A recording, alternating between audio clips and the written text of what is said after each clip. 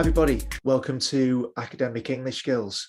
And here we look at what actually is academic writing. What does it mean? What does it look like? And before we begin, remember, we've got the Academic Writing in 3 Minutes podcast on Spotfiy, and also join us on Instagram at Academic English Skills UK. So what is academic writing?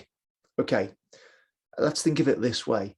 Now, we use language for different purposes in our everyday life. And because we, say, encounter different situations, we need to communicate with different people in different ways. You know, the way that you would speak to your friends or someone in the shop or a teacher or someone you don't know, maybe someone new in your class or a new colleague at work, is always going to be different because of, say, social situations and what's expected. So there were different ways of speaking. And if there were different ways of speaking, there were also different ways of writing. So consider the differences between a text message and an email, and a job application and an academic essay. Yes, they are all forms of communication, but obviously they are all different.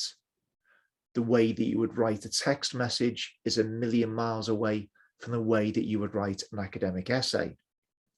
You know, imagine that you sent a text message to a friend that was very, very academic. Your friend would just think you were having a laugh, yeah? On the other hand, if you wrote an academic essay like a text message, your teacher, whoever's marking it, would not be very happy. So this is important. Think about who is going to read your work. What expectations do they have? Okay. And the idea is to try and meet their expectations. So when we do talk about academic English or academic writing, it's to do with the way you write about your subject in your assignments. When I say your subject, the way you write can differ from degree to degree sometimes, because obviously the way that you would write in a science degree is different to the way you would write in, you know, a history degree, yeah, or a nursing degree.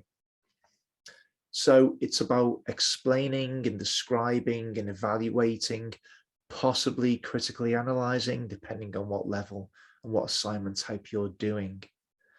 It's also about explaining and examining ideas, different situations, different processes, i.e. the way things are done.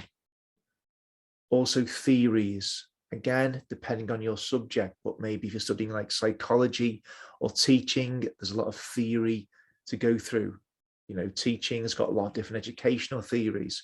Processes, maybe if you're studying healthcare, a lot of procedures, lots of ways of doing things. So you're going to be examining them and see how effective they are. And when you are writing, you're really showing connections and differences between the different ideas. That is really what you're looking at. You know, what's similar, what makes sense, and what effect does it have? And also the differences.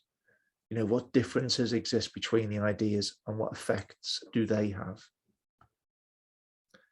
Another way to think about it is this quote on the screen: academic language is no one's mother tongue. Now, in all honesty, this quote is about something slightly different. However, let's take it for what it is on the screen. So everyone comes fresh to academic work. No one's born speaking academic language. No one's born writing it either, okay? So don't worry too much, because everyone starts from the same position, or more or less the same position, okay?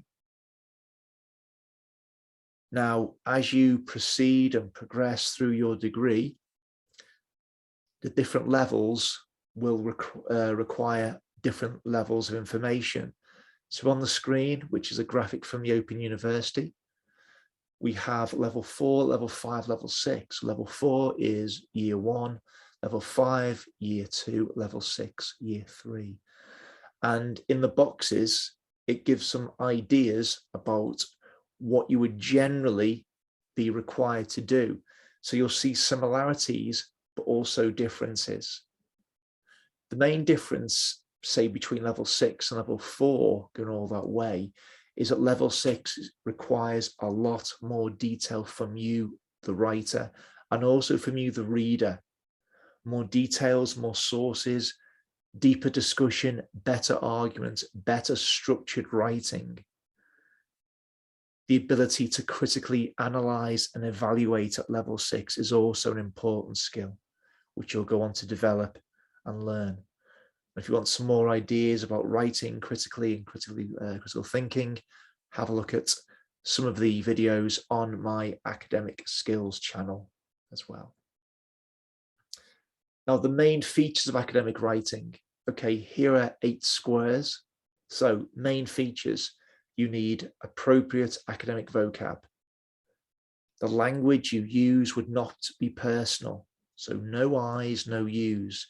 You would use the word it and this. Good variety of linking words and phrases to connect ideas. The use of what is called cautious language.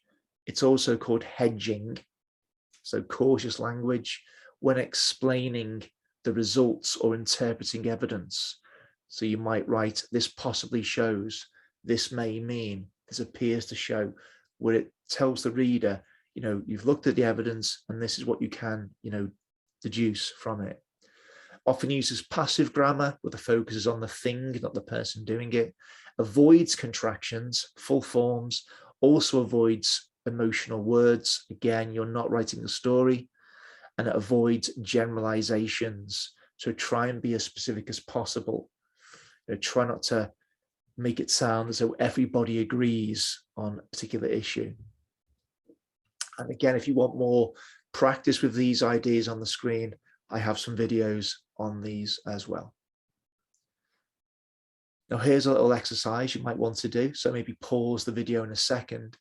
Now, on the left, we've got some areas of academic writing, academic vocab, cautious language, non-personal language, generalizations, etc. And on the right, we have examples of these areas.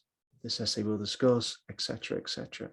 So the idea is to match one of the areas on the left with an example on the right. So if you want to pause the video now, now's a good time.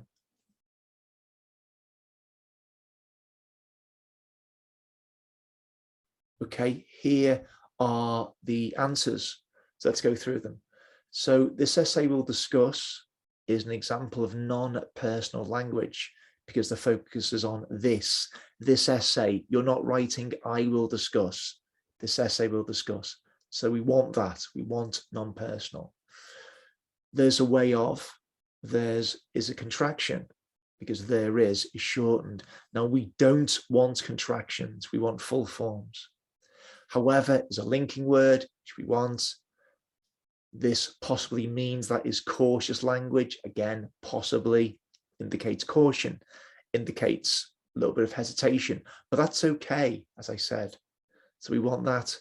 It is crazy that, but dramatic, isn't it? Crazy, amazing, it's fabulous.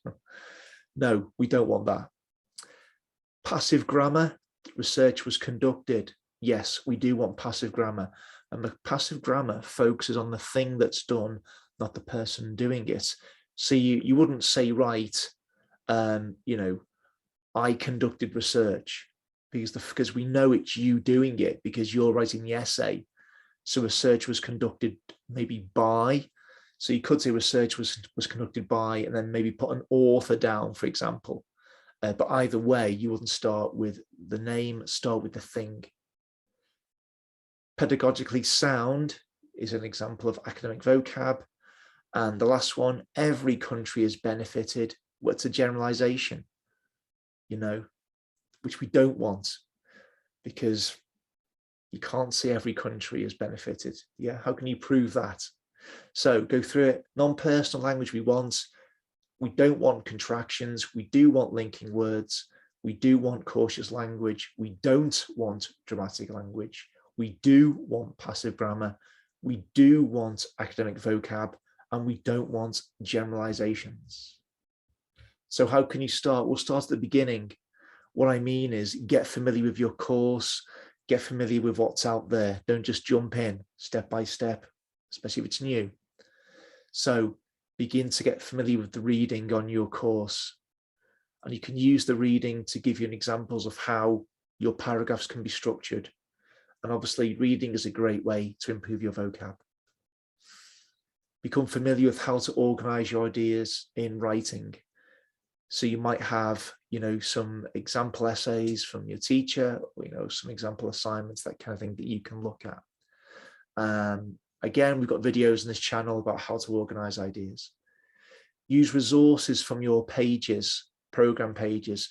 So you might have, say, a Moodle, some kind of online area where your teachers post all your resources for your course, notes and things like that.